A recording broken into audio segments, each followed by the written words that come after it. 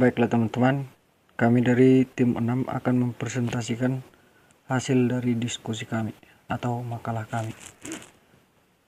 Adapun anggota dari kelompok kami dari tim 6 yaitu yang pertama Dini Ayu Raja Guguk, Desmerioni Purba, Septika Nur Agnesia Purba, Sirta Siregar, dan saya sendiri Tangguh Raja Rumah Orbo. Pengertian teori atau aliran pendidikan. Aliran pendidikan adalah pemikiran-pemikiran yang membawa pembaharuan pendidikan. Pertama, teori dipergunakan oleh para pendidik untuk menunjukkan hipotesis-hipotesis tertentu dalam rangka membuktikan kebenaran-kebenaran melalui eksperimental dan observasi serta berfungsi menjelaskan pokok bahasannya. O'Connor mendefinisikan istilah teori ini katanya, kata teori, sebagaimana yang dipergunakan dalam konteks pendidikan secara umum, adalah sebuah tema yang apik.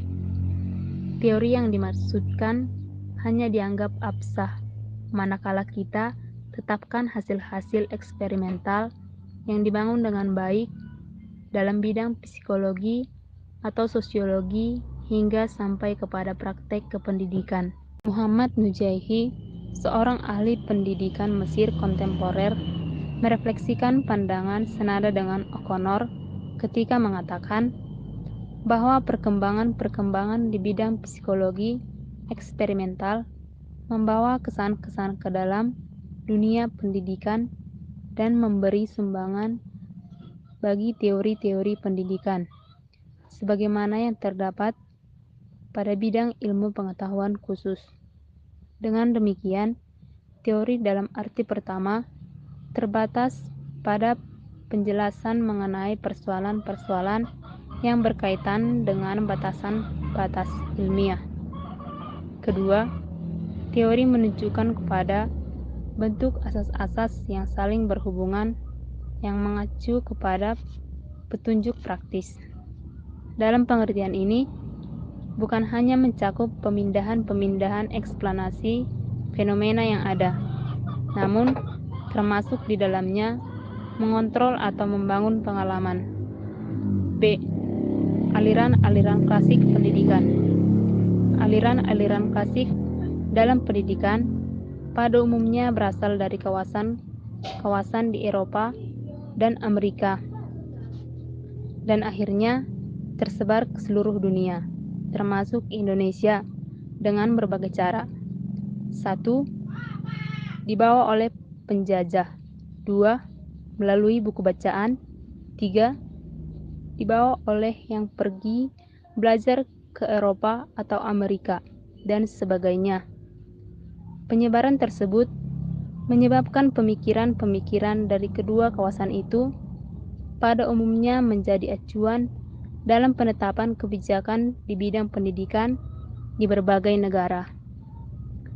Aliran-aliran klasik yang dimaksud adalah aliran empirisme, nativisme, naturalisme, dan konvergensi.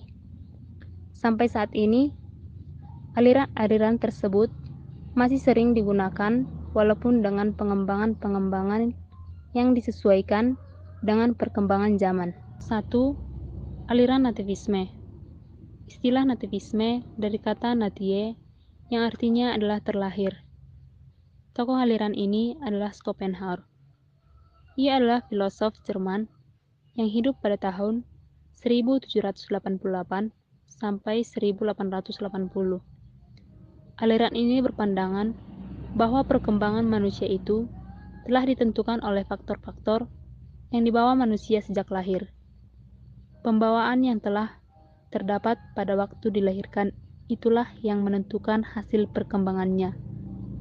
Menurut kaum nativisme itu, pendidikan tidak dapat mengubah sifat-sifat pembawaan.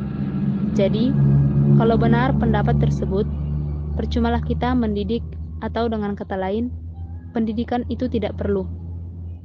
Dalam ilmu pendidikan, hal ini disebut dengan pesimisme pedagogis. Misalnya, seorang anak yang berasal dari orang tua yang ahli seni musik akan berkembang menjadi seniman musik yang mungkin melebihi kemampuan orang tuanya. Mungkin juga hanya sampai pada setengah kemampuan orang tuanya. 2. Aliran empirisme. Tokoh aliran empirisme adalah John Locke, filosofi Inggris yang hidup pada tahun 1632 sampai 1704. Teorinya dikenal dengan tabula rasa atau bisa juga dengan disebut meja lilin, yang menyebutkan bahwa anak yang lahir ke dunia seperti kertas putih yang bersih. Kertas putih yang akan mempunyai corak dan tulisan yang digores oleh lingkungan. Aliran empirisme berpendapat berlawanan dengan kaum napitisme, karena berpendapat bahwa dalam perkembangan anak menjadi manusia dewasa itu sama sekali tidak ditentukan oleh lingkungannya atau oleh pendidikan dan pengalaman yang diterimanya sejak kecil. Manusia-manusia dapat dididik menjadi apa saja atau ke arah yang baik maupun yang buruk, menurut kehendak lingkungan atau pendidiknya. Dalam pendidikan, pendapat kaum empirisme ini terkenal dengan nama optimisme pedagogis. Aliran empirisme dipandang berat sebelah sebab hanya mementingkan peranan pengalaman yang diperoleh dari lingkungan. Sedangkan kemampuan dasar yang dibawa anak sejak lahir dianggap tidak menentukan. Menurut kenyataan dalam kehidupan sehari-hari, terdapat anak yang berhasil karena berbakat, meskipun lingkungan sekitarnya tidak mendukung. Keberhasilan ini disebabkan oleh adanya kemampuan yang berasal dari dalam diri yang berupa kecerdasan atau kemauan keras. Anak berusaha mendapatkan lingkungan yang dapat mengembangkan bakat atau kemampuan yang telah ada dalam dirinya. Misalnya, suatu keluarga yang kaya raya ingin memaksa anaknya menjadi pelukis. Segala alat dibelikan dan pendidik ahli didatangkan. Akan tetapi gagal, karena bakat melulus pada anak itu tidak ada. Akibatnya, dalam diri anak terjadi konflik. Pendidikan mengalami kesukaran dan hasilnya tidak optimal. 3. Aliran naturalisme. Tokoh aliran ini adalah J.J. Rousseau. Ia adalah filosofi Prancis yang hidup pada tahun 1712 sampai 1778. Naturalisme berasal dari kata nature, artinya alam atau apa yang dibawa sejak lahir. Hampir senada dengan aliran nativisme, maka aliran ini berpendapat bahwa hakikat semua anak sejak dilahirkan adalah baik. Bagaimana hasil perkembangannya sangat ditentukan oleh pendidikan yang diterima atau yang mempengaruhinya. Jika pengaruh atau pendidikan itu baik, maka akan menjadi baiklah ia. Akan tetapi jika pengaruh itu jelek, maka akan jelek pula hasilnya. Seperti dikatakan oleh tokoh aliran ini, semua anak adalah baik pada waktu datang dari tangan Sang Pencipta. Tetapi, semua jadi rusak di tangan manusia. Oleh karena itu, sebagai pendidik Rousseau mengajukan pendidikan alam. Artinya, anak hendaklah dibiarkan tumbuh dan berkembang sendiri menurut alam manusia atau masyarakat, jangan banyak mencampurinya. Naturalisme memiliki 3 prinsip dalam proses pembelajaran, yaitu A. Anak didik belajar melalui pengalaman sendiri. Kemudian terjadi interaksi antara pengalaman dengan kemampuan pertumbuhan dan perkembangan di dalam dirinya secara alami. B. Pendidik hanya menyediakan lingkungan belajar yang menyenangkan. Pendidik berperan sebagai fasilitator dan narasumber yang menyediakan lingkungan tanggap terhadap kebutuhan untuk memperoleh bimbingan dan sugesti dari pendidik. Tanggung jawab belajar terletak pada diri anak didik sendiri. C. Program pendidikan di sekolah harus disesuaikan dengan minat dan bakat dengan menyediakan lingkungan belajar yang berorientasi kepada pola belajar anak didik.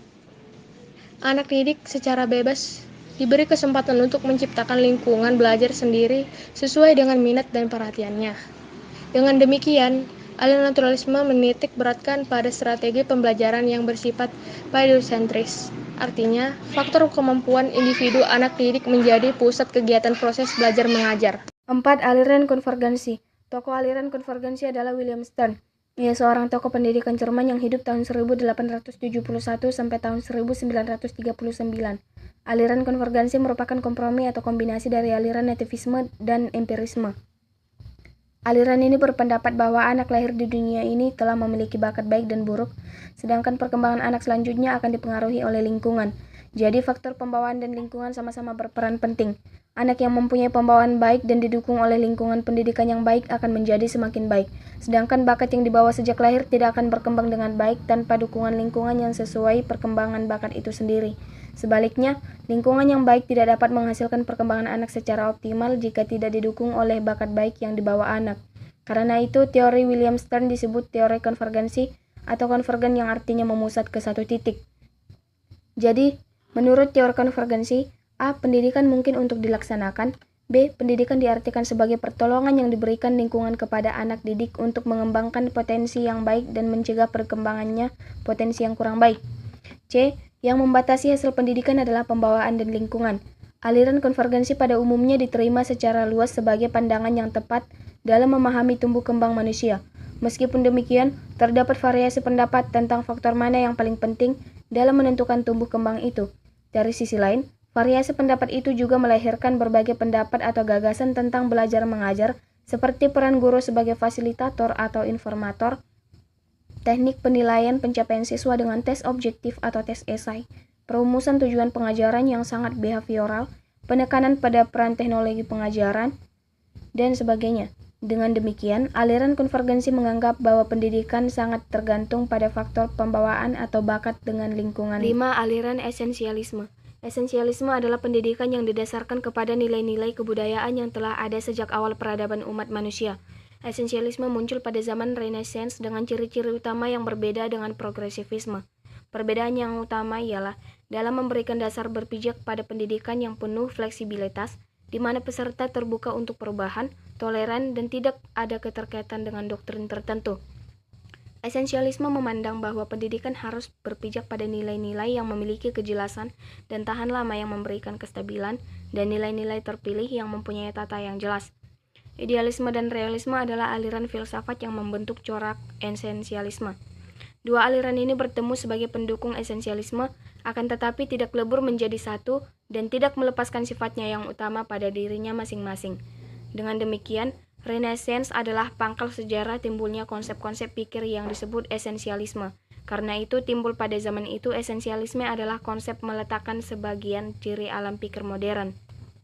Esensialisme pertama-tama muncul dan merupakan reaksi terhadap simbolisme mutlak dan dogmatis abad pertengahan.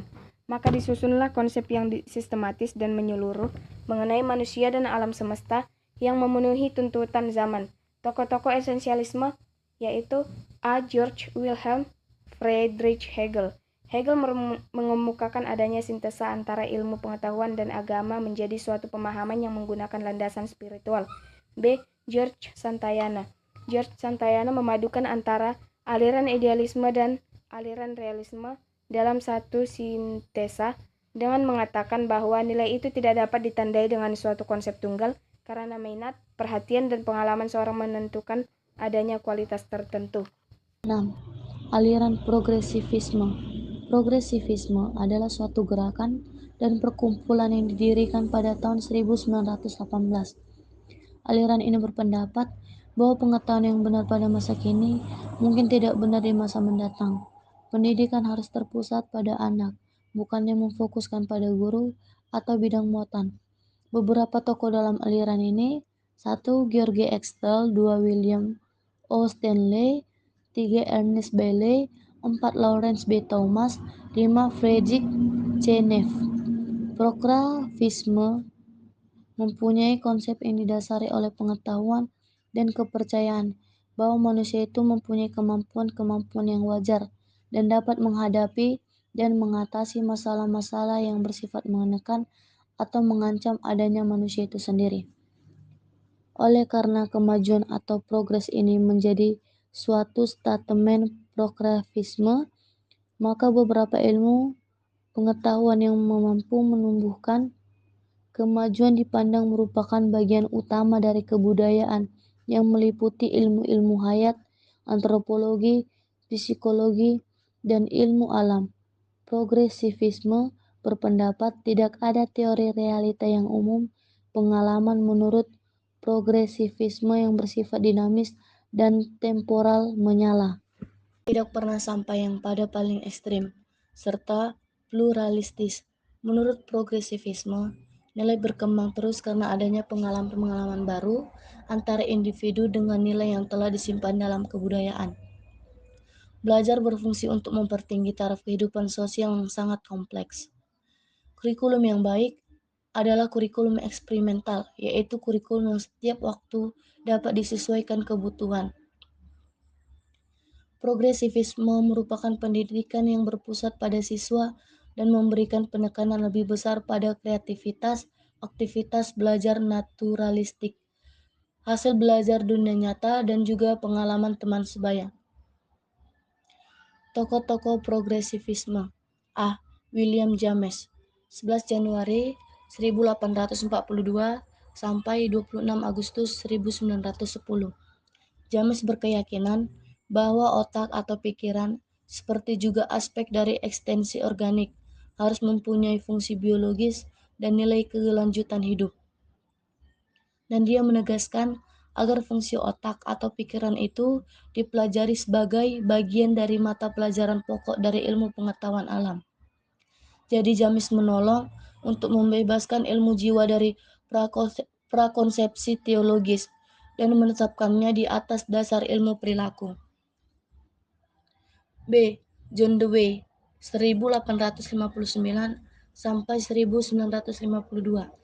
Teori Dewey tentang sekolah adalah progresivism yang lebih menekankan pada anak didik dan minatnya daripada pelajaran sendiri. Maka muncullah Child Center Curriculum dan Child Center School. Progresivisme mempersiapkan anak masa kini dibanding masa depan yang belum jelas. C. Hans Weihegger, 1852 sampai 1933. Menurutnya, tahun itu hanya mempunyai arti praktis. Persesuaian dengan objeknya tidak mungkin dibuktikan. Satu-satunya ukuran bagi berpikir ialah gunanya, atau dalam bahasa Yunani pragma, untuk mempengaruhi kejadian-kejadian di dunia. Segala pengertian itu sebenarnya buatan semata-mata. Jika pengertian itu berguna untuk menguasai dunia, bolehlah dianggap benar, asal orang tahu saja bahwa kebenaran ini tidak lain kecuali kekeliruan yang berguna saja. 7. Aliran perennialisme merupakan suatu aliran dalam pendidikan yang lahir pada abad ke-20. Perennialisme berasal dari kata perennial, yang berarti abadi, kekal, atau selalu.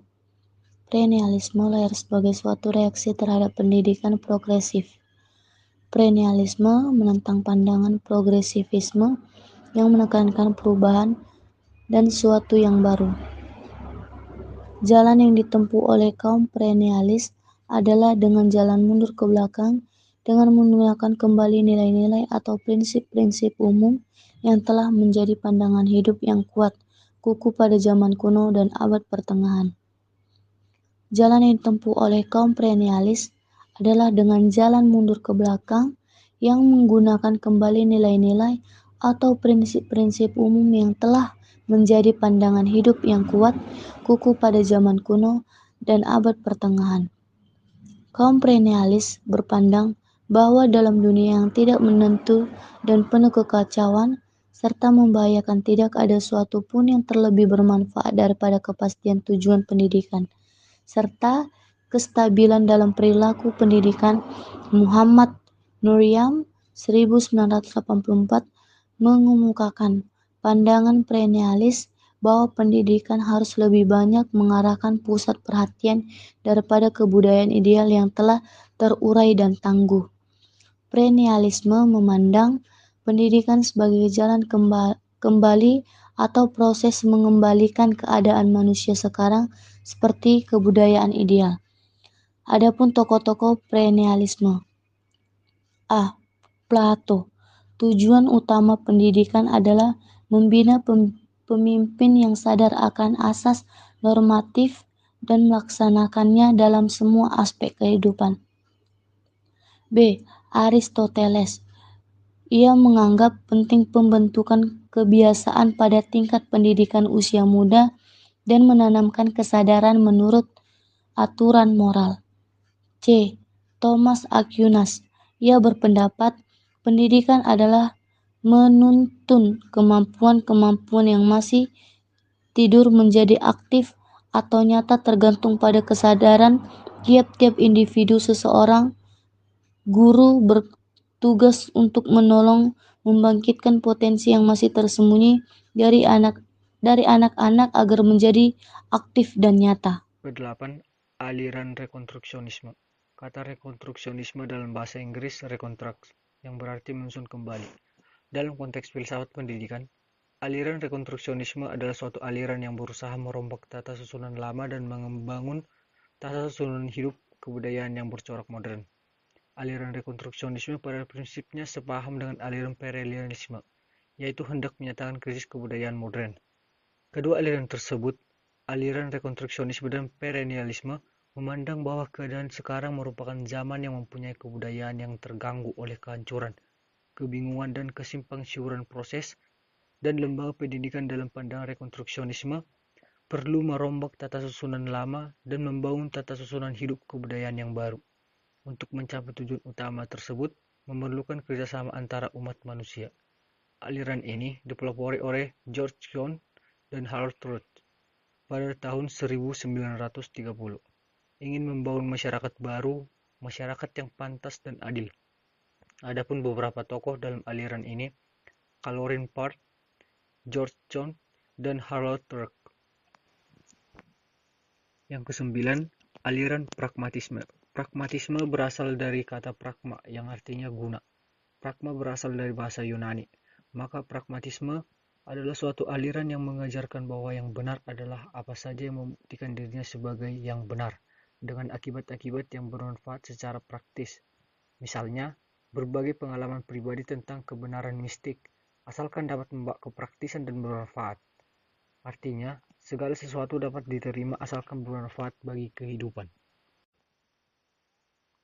Demikianlah yang dapat kami sampaikan dari tim 6 mengenai aliran-aliran pendidikan. Jika ada salah kata yang kurang berkenan di hati teman-teman sekalian, mohon dimaafkan.